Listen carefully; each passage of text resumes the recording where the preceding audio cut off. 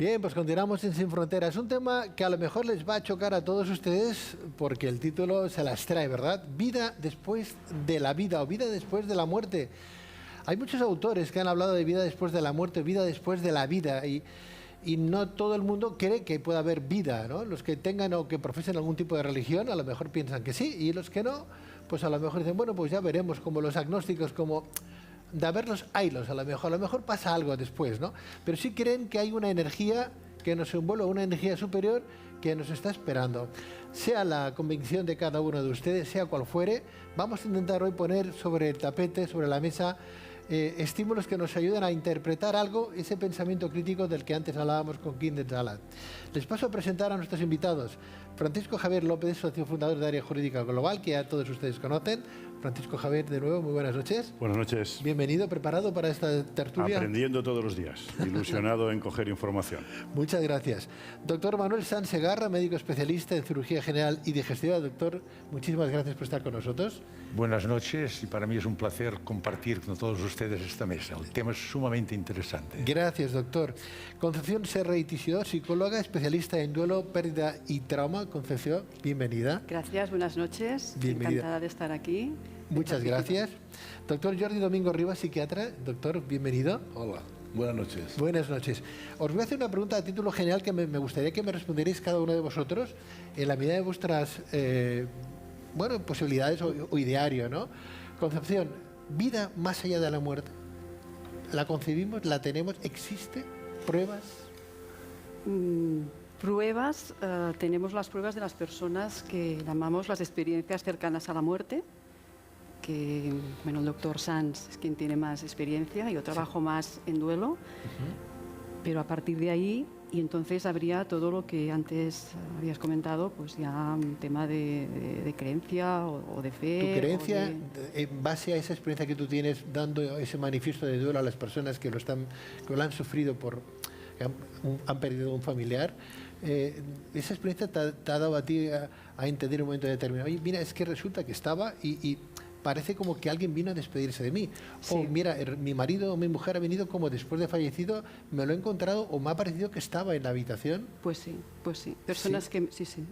Ahora recuerdo el caso de una viuda que dice estaba en la cama, dice, y la sábana como si se moviera, ¿no? Entonces, personas que igual en consulta hemos hecho un trabajo ahí, pues más, bueno, una intervención terapéutica, y tener la sensación de que su hijo que había fallecido, de que en aquel momento lo estaba abrazando. O sea, experiencias de este tipo se dan. Entonces, la explicación, cada uno. Cada uno tendrá una, ¿no? Sí. Doctor Sanz, bajo su trabajo, especialista, profesor universitario, hablar de estos temas resulta tabú, incluso intolerante desde el punto de vista científico de cara a un médico, por ejemplo. Si abordamos el tema desde el punto de vista científico, cartesiano y newtoniano, que tiene una concepción materialista, y antropológicamente el ser humano está visto como cuerpo, materia, y la mente, que es un epifenómeno de la materia. En este sentido, llegamos a la conclusión de aquella frase tan conocida: pienso, luego existo. En el momento que dejo de pensar, de existir, termina la existencia. Con esta visión cartesiana, lógicamente, la muerte supone el fin de toda existencia. No existe nada después de la muerte. Pero las vivencias y experiencias que tenemos nosotros con pacientes que hemos diagnosticado de muerte clínica y hemos conseguido reanimar con la reanimación cardiorrespiratoria, hemos visto que presentan una serie de vivencias y experiencias, igual que los enfermos moribundos, que también es otro fenómeno poco conocido, pero también es una realidad, que realmente nos hacen pensar de una manera con bastante solidez de que después de la muerte física existe una muerte en otra dimensión. Y esto nos lo permite entender y comprender de una manera más clara si nos introducimos en otra disciplina, en la física cuántica, que nos demuestra que todo es energía. El principio de todo el universo es la energía ni se crea ni se destruye.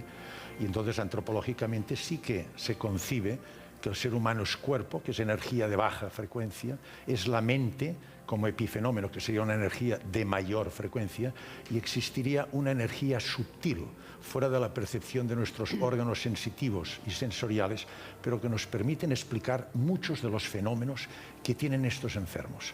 Por lo tanto, yo de una manera científica no puedo demostrar que exista vida después de la muerte, pero es una realidad objetiva y no la puedo negar. Son miles los casos descritos de enfermos con vivencias y experiencias alrededor de la muerte y enfermos moribundos. Es una realidad. Evidentemente, repito, no tengo una prueba científica que dé solidez absoluta, pero no puedo negar en absoluto este hecho tan real. Doctor Sanz, no estamos hablando de religión, ¿eh? No estamos hablando de religión. En absoluto. Estoy hablando de ciencia, método científico y de física cuántica. En absoluto de religión. Doctor Rivas, como psiquiatra, experiencias cientos has tenido, ¿verdad? Cientos has tenido. Hasta hace unos años esto era una especie de tabú, que un científico, que un médico, un psiquiatra hablara de que posiblemente había algo más. Era como ponerle una cruz, ¿no? Sí. Ahora, por ejemplo, hablaba el doctor Sanz de física cuántica. Parece como que la física nos está ayudando a al menos defendernos. La física cuántica, lo que hablamos ahora antes en la sala, es que está uniendo un poco la ciencia y la espiritualidad. Y entonces esto quizá es el camino a seguir un poquitín. La ciencia que baja un poco, la física cuántica nos explica una serie de hechos y la espiritualidad tiene también que intentar acercarse a la ciencia a través de la física cuántica, ¿no? Pero vaya, desde los inicios del Paleolítico, el hombre, desde que piensa, hace un culto hacia una vida más allá. Y si miramos todas las civilizaciones griegas, egipcias, romanas, etcétera, es igual. Todas abordan el problema de que después de la vida hay otro tipo de vida, que no se demuestra científicamente, pero se demuestra con hechos y con fenómenos que ocurren. Yo he visitado varios, he visto mucha gente con fenómenos de este tipo, ¿no? Y que me deja, pues claro, con la boca abierta, decir, no, es que existe a la fuerza esto, ¿no? Tú sabes que yo viajé mucho a África, en África hemos visto muchas cosas. Lo que no sabes es que para entender más esto, en el 16 soy uno de los pocos psiquiatras del mundo que ha hecho el curso de exorcismo en el Vaticano. ¿Qué me dices? Esto sería otro tema. Pero esto une el tema este. Esto está dentro de este tema. Porque claro, existe el bien, existe el mal, si existe el demonio que actúa, por decir algo, yo no lo digo esto, en las energías de los hombres, pues es que estas energías están y existen. O sea, es otro tipo de estudio que la Iglesia sabe mucho más de lo que dice, pero bueno, esto siempre lo ha hecho, ¿no?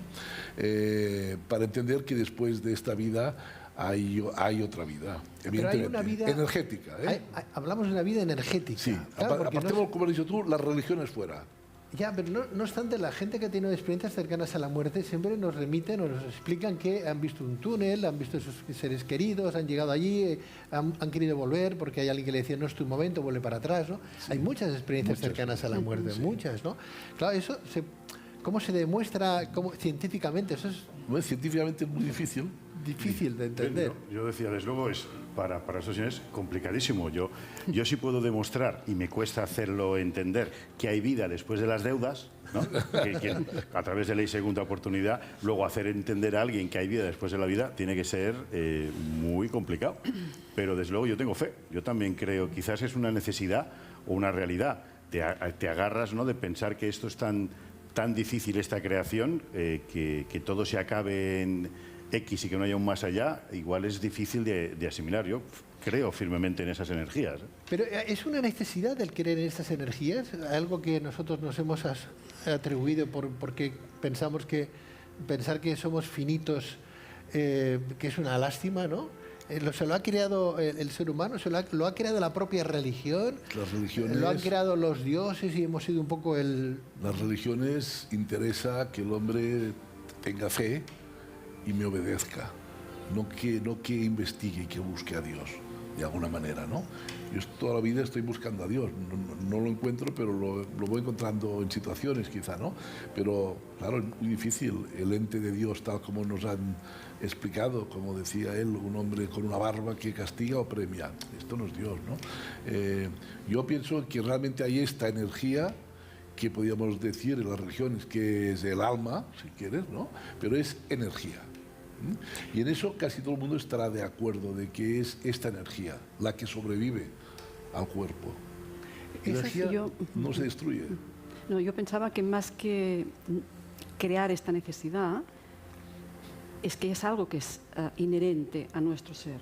Yo pienso que, hablando de espiritualidad, pero sin su asociación con la religión, la espiritualidad para mí es la dimensión más profunda del ser humano, son nuestras raíces. Lo que pasa es que no siempre vamos a ellas, pero en situaciones límite o en situaciones de enfermedad, pues se abre esta dimensión. Y entonces ahí radica lo que decíamos, lo que comentabas, pues de que conectas con algo que va más allá de ti, pero que en definitiva está dentro. Pero porque conectas con algo que no sabes muy bien porque lo has aprendido, porque ya te viene por degeneración familiar, porque tus padres, tus abuelos creían en algo, creían en Dios y tú sigues un poco, porque claro, somos 7.500 millones de ciudadanos en el mundo, doctores, y uno piensa, bueno, pero de esos 7.500 a lo mejor hay 1.000 y pico que no creen en nada, pero los 7.000 o los 6.000 restantes, ¿por qué creen? ¿Por tradición? ¿Porque es una necesidad? ¿Porque han leído el libro y esto me gusta y me lo quedo y lo transmito y eso se va difundiendo como una red? ¿Por qué? Estamos hablando de una energía sutil que no podemos detectar con nuestros órganos sensitivos y sensoriales, pero tenemos una serie de pruebas indirectas que nos pone de manifiesto esta energía sutil, que a mí me gusta definirla, como decía el doctor psiquiatra, que es la expresión finita del infinito, de la energía global de todo el universo se manifiesta en cada elemento de la creación de forma finita. Es esta energía sutil. ¿Qué pruebas indirectas tenemos? La intuición. ¿Qué es la intuición? Ante un problema la racionalizamos. Es la zona prefrontal del lóbulo frontal el que, desde un punto de vista intelectivo y racional, razona la solución más apropiada. No llegamos a una conclusión. Y un día, sin pensar, lo vemos clarísimo, hay que hacer esto. Es nuestra energía sutil, nunca nos engañará, es omnisciente. Otro aspecto, la creatividad. ¿Qué es la obra de arte? Es la expresión en un momento dado de nuestra interioridad máxima, de nuestro auténtico ser, a través de un lenguaje artístico, la pintura, la escritura, lo que usted quiera. Por esto la obra de arte es única e irrepetible. Las vivencias y experiencias alrededor del mundo. Es importantísimo, por ejemplo, alrededor de la muerte, lo que les decía, hay una serie de datos que a uno le llaman tanto la atención que no tiene explicación. A mí, por ejemplo, un enfermo que lo tenían muerto, una enferma muerta allí reanimándole, con punción intracardíaca, masaje cardíaco, me describió exactamente lo que estaba pasando en varias salas a distancia en mi hospital, que yo después lo comprobé en los ordenadores. Exactamente. Solo me era posible que me explicara y comentara estos hechos si de alguna manera hubo un acto presencial. Si no, era imposible porque me lo explicó hasta el mínimo detalle. Y ella estaba muerta allí, yo la estaba reanimando. Esto es muy frecuente, en la bibliografía mundial está lleno. Los arquetipos, el libre albedrío, todo esto son hechos que si no son propios de esta energía sutil que tenemos de una manera indirecta, nos lo expresan, nos manifiesta de que tenemos algo más que el cuerpo y la mente.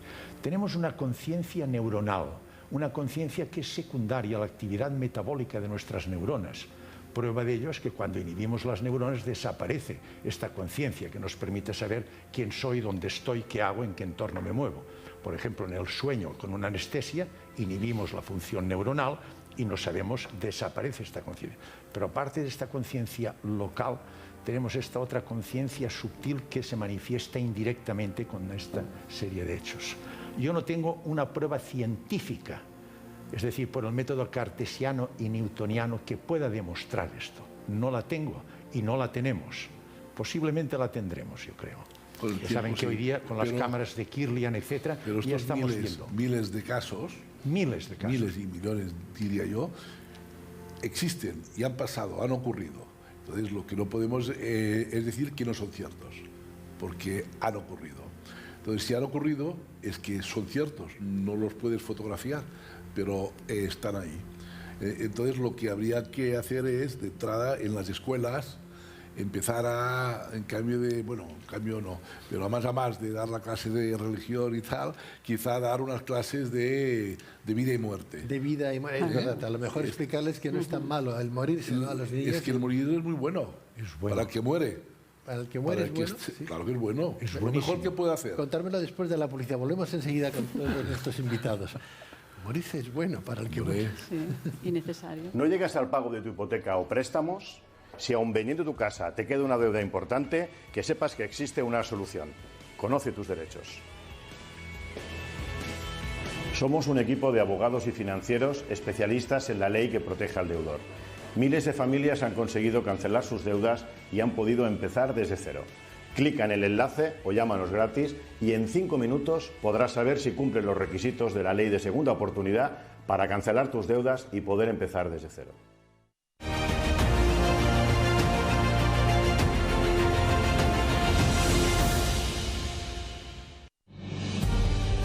Luces en la Oscuridad es el programa humanista que habla de mente, cuerpo y espíritu. En nuestro afán por llegar a todas nuestras luciérnagas, hemos querido dar un paso importante y crear una nueva app para que puedas escucharnos desde y cuando quieras. Descargarla es muy sencillo, solo tenéis que escribir Luces en la Oscuridad en vuestro Apple Store o bien en Google Play y podréis haceros con ella gratuitamente.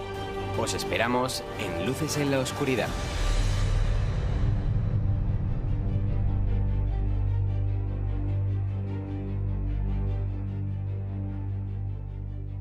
Bienvenidos a Área Jurídica, el podcast de derecho en el que hablamos sin tecnicismos ni tapujos. Os presentamos el podcast de derecho que no te podrás perder. Es muy sencillo encontrarlo. Busca en las principales plataformas Área Jurídica y podrás encontrar cada miércoles un nuevo episodio. Está disponible en Spotify, Google y Apple Podcast. ¡Te esperamos!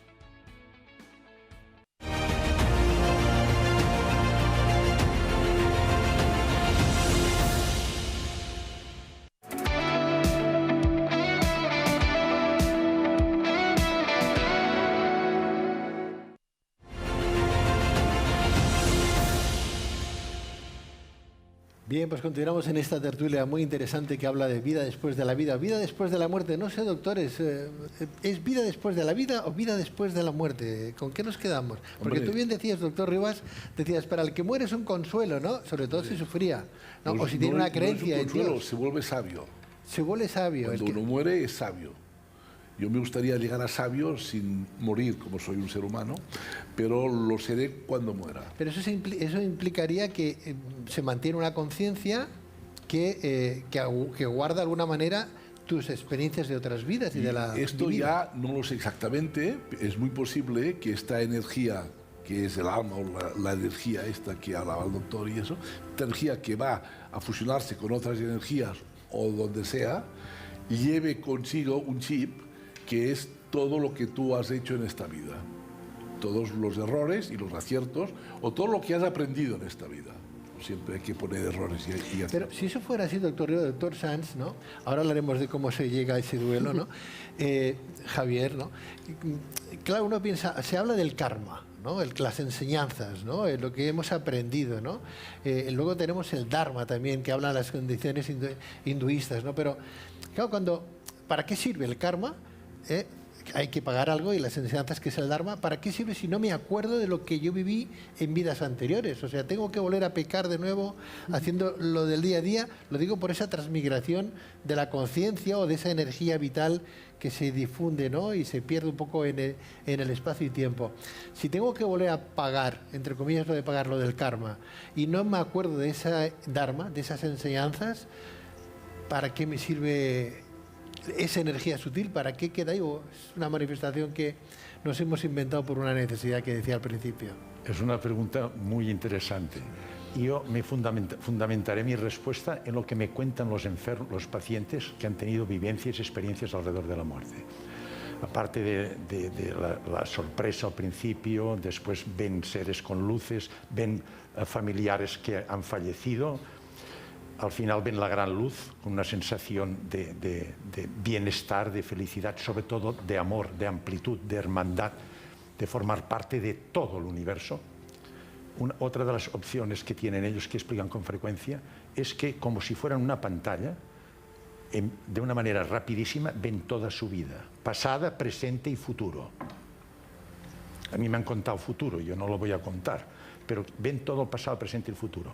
Y precisamente dicen que lo que más les duele cuando ven su vida es los actos que han hecho en relación con, desde el punto de vista de dinámica vital, actitudes negativas en relación a sus semejantes. Precisamente por esto de que hay un juez que nos juzga, todo esto son patrañas de la religión que no son en absoluto. Es uno mismo, ellos mismos ven su vida y sacan la conclusión. Prueba de ello es que adoptan a partir de aquel momento una dinámica vital tremendamente positiva, en la que impera actitudes como el altruismo, la empatía, la bondad y sobre todo el amor. El amor es la energía más potente que existe. Es decir, no existe esto del karma y todo esto. Ellos mismos se juzgan y ven sus actos negativos y adoptan actitudes positivas. Y que se está muchísimo mejor, perdone, muchísimo mejor, como decía el doctor, el amigo Jordi, es que la mayoría no quieren volver. Es decir, los seres con luz les obligan a volver. Les dicen, tienes que volver a terminar tu periodo, tu etapa de dimensión humana. Decía el doctor, ellos no quieren volver. Doctor Sanz, decía el doctor Rivas, Javier, que bueno, vamos a un plano de existencia mejor. Cuando se llega ahí, pues posiblemente no queremos volver, ¿no? Ojalá sea así, ¿eh? Porque le tenemos mucho miedo a la muerte, ¿no? El pánico. Nos lo han inculcado. Claro, tú antes decías, habría que enseñar a los críos ya en las escuelas que la muerte no es mala, ¿no? Y que es un proceso de vida, ¿no? Es que hay civilizaciones que la muerte desde siempre dicen que no es mala. Hay muchas civilizaciones que la muerte lo tienen muy integrado, la nuestra no. Entiendo. Claro, hay que preparar, Concepción, a la gente, ¿no?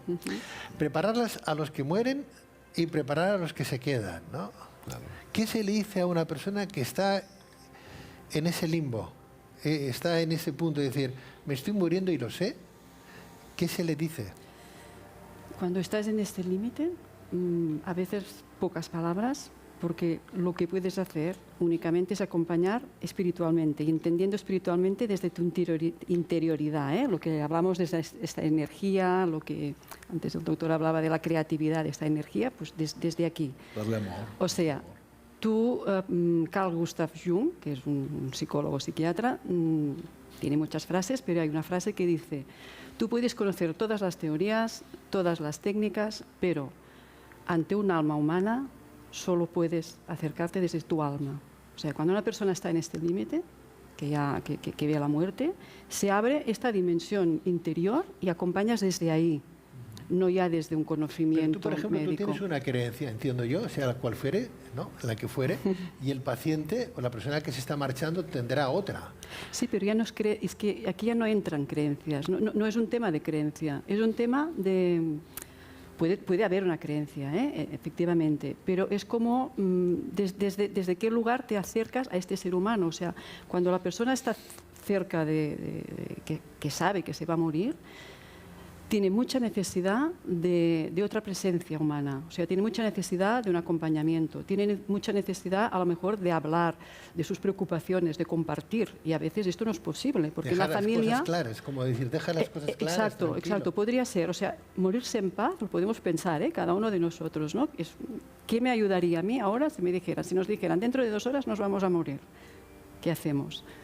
Bueno, 2 horas a lo mejor, pero ¿qué es importante? O sea, ¿qué me ayudaría a mí a irme en paz? Independientemente de que creas de que vas a continuar o no, pero simplemente irme en paz. ¿Se le habla de la otra dimensión a esa persona? No. ¿Se le dice que vas a estar mejor? No. Tú vas a acompañar, y acompañar es estar donde está la persona. No llevarle a un sitio que tú crees, ni mucho menos. No podemos nosotros introducir. ¿Cómo puedes empatizar entonces con aquella persona? Porque no le puedes quitarle los problemas, no sé, materiales, por ejemplo, espirituales. Tú empatizas desde tu propia compasión. O sea, yo no puedo acompañar a nadie donde yo no haya antes transitado por este terreno. O sea, cuando yo me he sumergido con mi propio dolor, cuando yo he tenido mis duelos, o sea, todos... ¿Tú has vivido tu propia muerte, quieres decir? No, mi propia muerte no, pero mi dolor sí, un dolor por un duelo, un dolor por una pérdida. Desde este dolor yo puedo empatizar con el dolor de la otra persona. O sea, los mayores conectores es el amor, como decía el doctor Sanz, pero el dolor también. Y entonces, perdón, solo quería, ¿no? ¿Qué le digo a la persona? a veces no tienes que decir nada. Tu presencia, solo tu presencia física, coger la mano, contacto, eso es lo que necesita en aquel momento. Y si tiene ganas de hablar, alguien que escuche. La soledad muchas veces es no poder compartir lo que para mí es importante. Y con la familia se crea un muro de silencio. Entonces, si la persona en aquel momento desea hablar de lo que sea, de Dios, qué me va a pasar, pues que tú estés ahí escuchando. Es como más lo vas a ayudar. Estoy pensando en la gente... Yo hablo desde mi experiencia, ¿eh? Claro, estoy pensando, Concepción, en esa gente que se ha marchado con el tema de la pandemia, ¿no? Qué triste, Pues sí. que a uno le hace llorar, ¿no? Porque no han podido despedirse ni tan siquiera han tenido esa compañía que les sujetara la mano porque han muerto solos, ¿no? Más de uno que nos esté viendo pensará, así se fue mi padre, se fue mi madre, etcétera, etcétera, ¿no? Entonces, pero muchos mueren solos de la familia, pero han tenido al lado un auxiliar de clínica, enfermera o un médico que les ha dado la mano.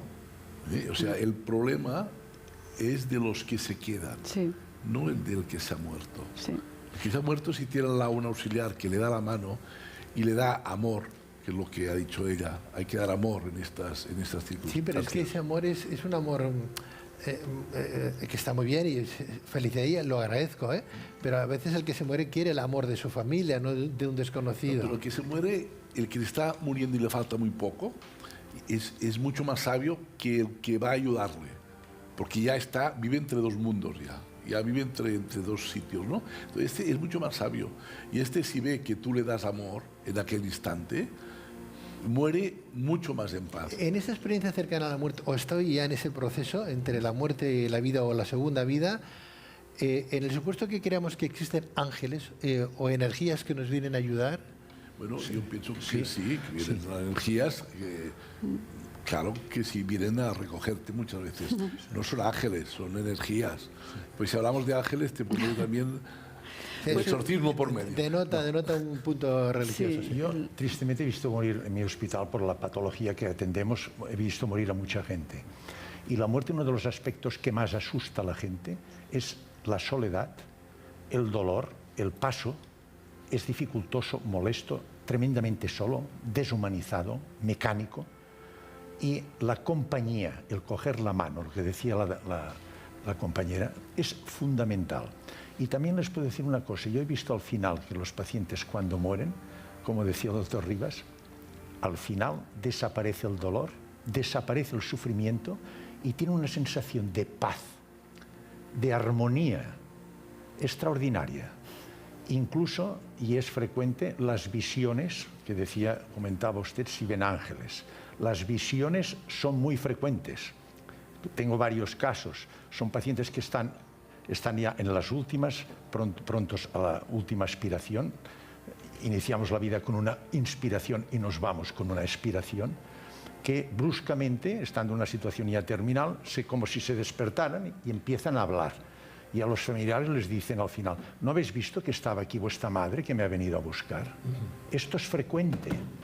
Y este hombre queda con una paz. Como si la madre o el padre viniera a buscarlo, ¿no? Exacto. La madre que había muerto le dice a sus hijos que estaban al lado, recuerdas un caso concreto de un cáncer de esófago terminal, que no se pudo extirpar por difusión. Y se puso así, los hijos quedaron, después me lo contaron, dice, quedamos sorprendidos. Como la madre había venido a buscarlo. Sí, claro. Dice que no habéis visto vuestra madre que estaba aquí en los pies de la cama, que me ha venido a buscar. Y se queda en paz absoluta. Y quedó en una paz, en una armonía, en un gozo, y murió tranquilo. Como dice el doctor Rivas, el que muere queda bien, se va a un sitio mejor. El malo y lo triste es el que se queda, es la pérdida, el duelo, lo que la doctora como experta lo comentaba. Con lo cual, tema de eutanasia, un sí rotundo. Mire, yo estoy en la Junta del Colegio de Médicos y ahora estamos organizando todo lo de la ley de eutanasia. Ya sabe que se aprobó y a finales de junio entrará en vigor. Ha ordenado a cada autonomía, nosotros lo hacemos en el Colegio de Médicos de Barcelona, en el Consejo General de Colegios, son los 4 colegios, tiene que haber un tribunal por una serie de personas, aparte del médico que lleva al paciente, con los consentimientos, etcétera, tiene que haber un tribunal que lo organiza el Colegio de Médicos, con el plácet, lógicamente, del Departamento de Sanidad, de la Conselleria de Sanidad de la Generalitat. La eutanasia, en este sentido, es una cosa muy personal. Por ejemplo, está abierta los médicos que no están de acuerdo. Habrá muchos médicos que no estarán de acuerdo en practicar la eutanasia y otros sí que la practicarán, es decir, que es una opción que hay que respetar. Yo creo que la eutanasia se puede hacer o no hacer. Yo concretamente no la haría. Le hablo con toda sinceridad. Tengo medios. Yo, a lo largo de mi vida profesional, de acuerdo con la familia, cuando un enfermo está terminal, yo lo cedo. No se entera de nada y el enfermo muere tranquilo. Provocar la muerte, que es muy fácil inyectando una cosa, ya sé que tiene sus justificaciones, pero doctor acepto y Sanz, respeto. ¿esa sedación no es más o menos lo mismo que una eutanasia? No, la sedación lo que provoca es que deja al paciente en una situación mental obnubilada, en una situación superficial, le quita el dolor, le quita el estrés, la tensión, la depresión que tiene. Sí que usted me puede decir, ¿es verdad que puede acelerar la muerte? Pues sí, porque la mayoría de estos fármacos son depresores respiratorios. Siempre se hace, lógicamente, con consentimiento y por orden de la familia en casos de que tenemos... ¿Sufre la persona al faltarle la respiración, el oxígeno? ¿Sufre no, o no se sabe? En absoluto. No sufren nada. Están totalmente relajados con la relajación esta que hacemos. Yo los enfermos que he tratado en esta fase terminal, siempre con consentimiento, pues lógicamente se ha hecho de estos enfermos con sedación. Están sufriendo mucho físicamente, dolores, hay que hacer algo. Exacto. Ya no se puede hacer prácticamente nada más. Entonces, la sedación. Sedarlo. ¿Qué se le hizo a una persona que ha perdido un familiar, Concepción, bajo tu experiencia? Que a veces vamos a darle el pésame a alguien y dices, lo siento, pero claro, empatizas con aquella persona, pero algo más te gustaría decirles, ¿no? ¿Qué le dices? ¿Cómo acompañas? ¿Te refieres a profesionalmente? Claro, o profesionalmente a una persona que no está en ese punto de partida, sino a un familiar. Al doliente, Al doliente, sí. Bueno, lo más importante es crear una relación de seguridad, o sea, crear un vínculo, porque todas las técnicas y todos los recursos que tengamos, si no hemos establecido primero esta relación, este vínculo de seguridad, no nos va a servir. ¿Y cómo lo hacemos? Escuchando. Muchas veces la persona no ha podido relatar su historia porque la tendencia de la familia o del entorno social es sacar a la persona del dolor. Cuando alguien te empieza a hablar lo mal que está, bueno, lo que tienes que hacer es distraerte, tienes que hacer. Entonces, eso no va bien, porque la persona encierra su dolor. Entonces, cuando vienen a nosotros... El dolor tiene que salir, la persona tiene que llorar. Exacto, tiene que llorar, tiene que contar su historia, por raro que sea, creando este espacio de seguridad, validando lo que siente, por raro que sea, lo que he contado antes, ¿no? Me fui a dormir y la sábana se movió. Bueno, pues es tu experiencia, o sea, validar todas sus experiencias, escuchar, no interrumpir. Entonces vamos creando un espacio de seguridad donde vamos acompañando a la persona en función de dónde está, porque tenemos duelos traumáticos, duelos de riesgo, o sea, un duelo, digamos, normal, la persona no acude al profesional porque es un proceso natural, pero como actualmente estamos viviendo muy de espaldas a la muerte, pues un duelo que podría ser normal, a veces si os parece bien, podríamos preparar otra tertulia que hable de esa preparación a ese duelo, ¿no? Porque creo que nos hace falta, como él decía el doctor Rivas, un poco de preparación al respecto. ¿Sí? Totalmente. Pues yo os agradezco vuestra presencia en esta tertulia. Muchísimas gracias a los cuatro. Al doctor don Manuel Sanz, muchísimas gracias, doctor. Un placer. El placer ha sido mío compartir con todos ustedes esta mesa. Muy interesante. Gracias.